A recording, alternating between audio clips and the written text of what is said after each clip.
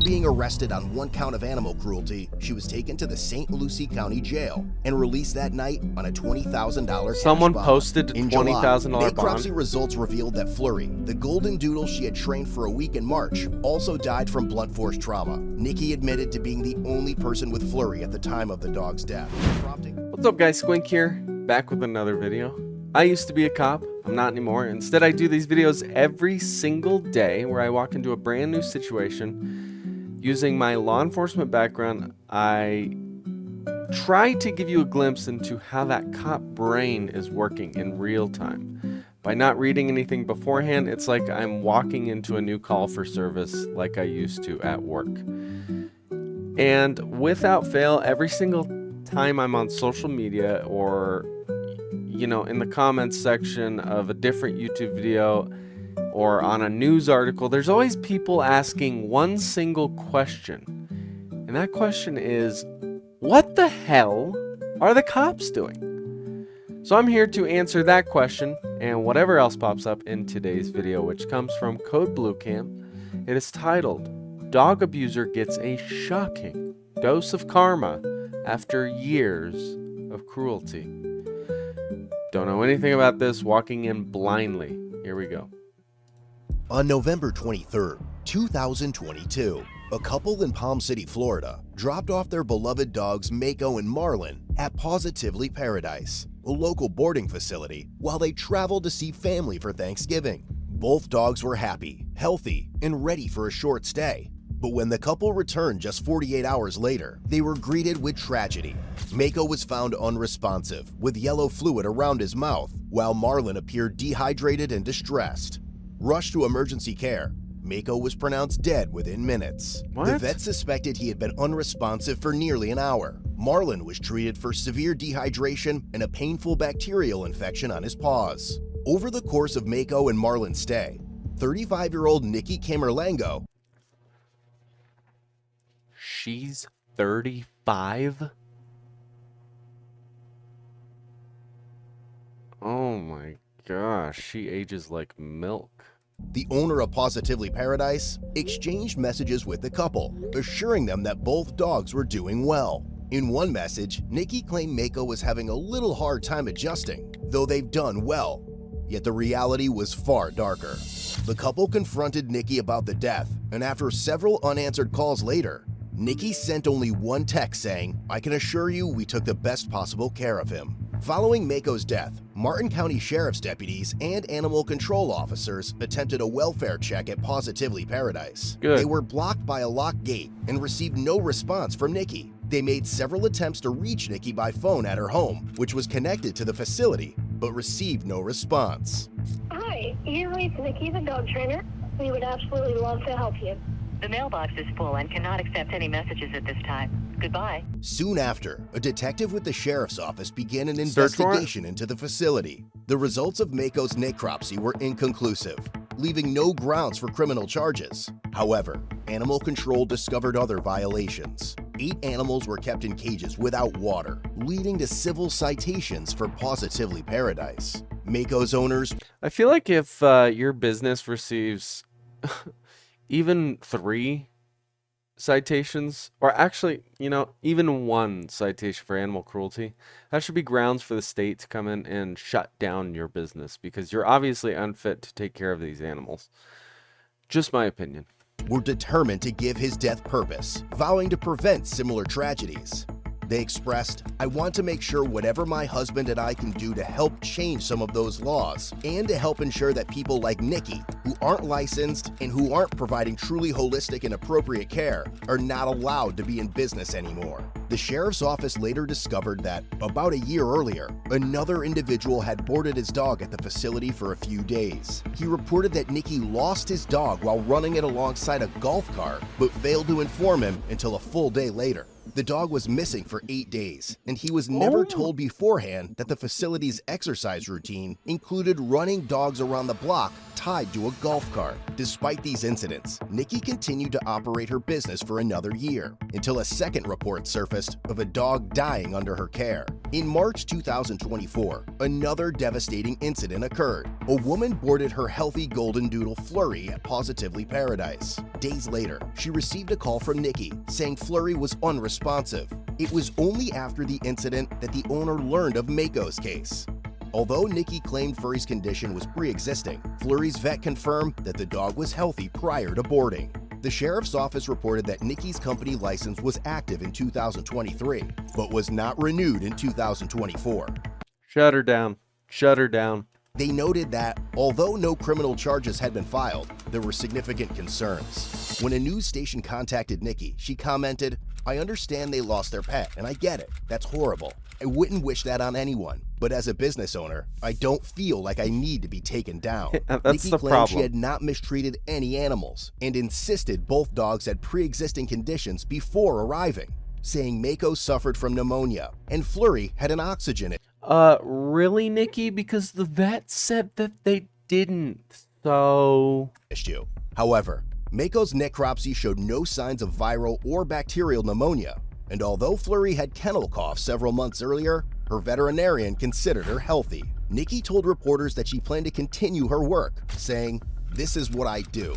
I'm a master dog trainer. I'm nationally certified." The sheriff's office, Then why aware isn't that your two license otherwise active? healthy dogs had died under her care, expressed that she should not be involved in animal care. Nonetheless, Nikki still faced no criminal charges, and the investigation into Pawsitively Paradise remained open.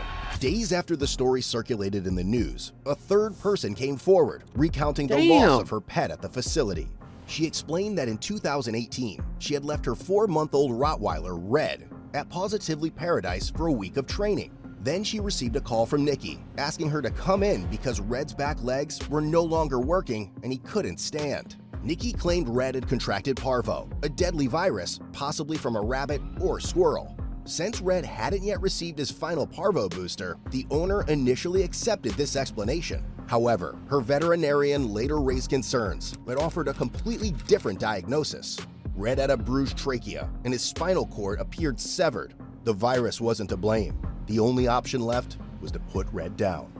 When approached by news reporters for comment, Nikki stated, "They painted it to seem like I run a torture camp, which isn't accurate at all. These dogs are my life." She Then why do they keep dying, Nikki? Like, what? added that she intended to continue training dogs elsewhere. Later that month, the sheriff's office was notified of yet another dog death at Pawsitively Paradise, marking the 4th fatality under Nikki's care. I feel like a search warrant could have been warranted back after the second dog. Definitely the According to third. owners, Nikki had picked up their 2 dogs from their residence, but just a few hours later, they received a call from her stating that Bo, their 2-year-old male Cavapoo, was found unresponsive in a kennel where she had placed him after grooming. The owner soon learned of other news stories detailing similar incidents involving Nikki's care and reported Bo's death to the sheriff's office. They arranged for a forensic analyst specializing in necropsies and animal cruelty cases to examine Bo. Despite repeated attempts, the sheriff's office was unable to reach Nikki. They eventually spoke with her father, who shared that Nikki had been receiving death threats due to the dog fatalities. He added that she had been training dogs since age 12, has a deep love for animals, and has never encountered issues before. In June 2024, the sheriff's office received the final report from the forensic analyst who investigated Bo's death. The analyst confirmed that the histopathology indicated blunt force trauma to the head, revealing an intracranial hemorrhage. According to the doctor, a significant impact to the head is necessary to cause such an injury. Additionally, Bo suffered blunt force trauma to the stomach, chest, and eye. Following the sheriff's office investigation, Nikki, you're a piece of shit. the necropsy findings, and statements made by Nikki, there was probable cause to believe that Nikki intentionally inflicted blunt force trauma to Bo's head, Yeah, I would leading say. to his tragic death. As a result, a warrant for Nikki's arrest was issued. On June 19th, Martin County Sheriff's detectives, with support from the St. Lucie County Sheriff's Office, located Nikki in Fort Pierce, where she had reportedly relocated her dog training and boarding business after Martin County launched a criminal investigation into the deaths. Can you put me 97 at the Wawa Kings in Orange for a 1017? Okay, it's the Honda, it's the SUV one. Yep, it's about to poke out between me and this FHP car. Well, of course it is. I'm just gonna go ahead and light it up in here. Hello. I'm coming around to the drive passenger side. Nikki, right? I need you to step out for me. Step out. Step out for me. Step out, you 50-year-old looking 35-year-old. Okay, I'm telling you to step out. I'm not asking anymore. Turn around for me. Got a warrant out of Martin County.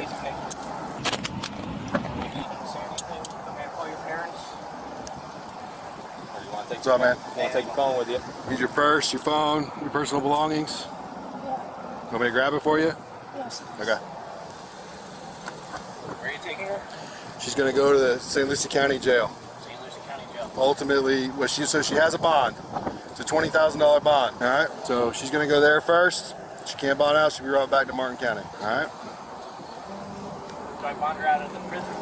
Interesting how no one has asked what for. It's like they know what they did.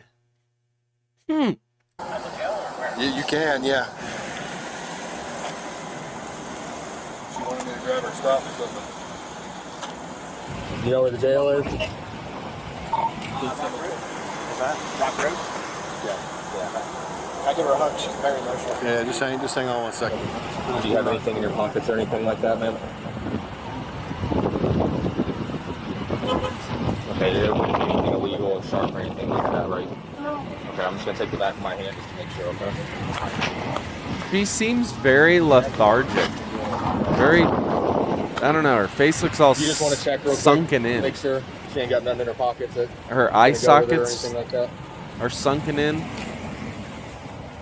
Yep. Do you mind grabbing her ID out of there for me? Literally no one has asked, what is she going to jail for? That's a big indicator.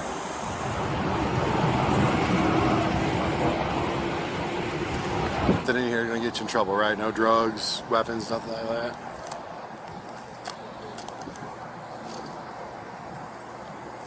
You want us to leave your cash with him? Yes. Okay. Nikki, you want to leave him with your purse? Yeah. Yeah? Alright. You want to give him one last kiss? And we'll get out of here. What? Do you want to? Why is the cop suggesting they kiss each other one more time? What? Can I watch you guys kiss one more time and then we'll go? We're going right down the road. Come on, Nikki.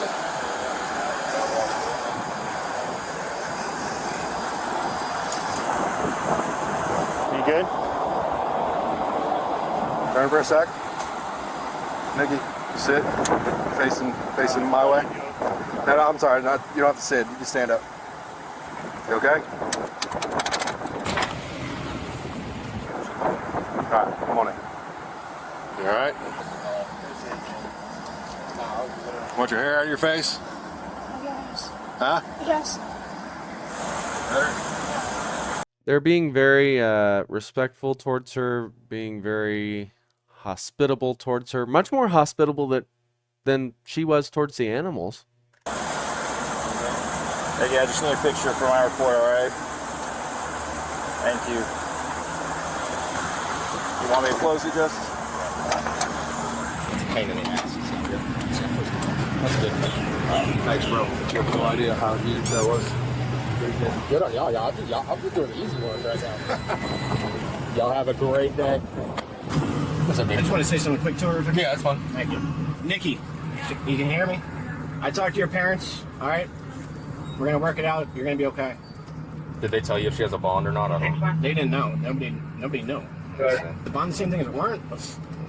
No. So what a bond is how much it is for her to get out of jail. Sir, you're about to become very, very, very knowledgeable on the criminal justice system. All right, Nikki, it's gonna be okay, baby. All right. After being arrested on 1 count of animal cruelty, she was taken to the St. Lucie County Jail and released that night on a $20,000 cash Someone bond. posted a In July, $20,000 necropsy bond. results revealed that Flurry, the golden doodle she had trained for a week in March, also died from blunt force trauma. Nikki admitted to being the only person with Flurry at the time of the dog's death, prompting prosecutors That's enough to charge her.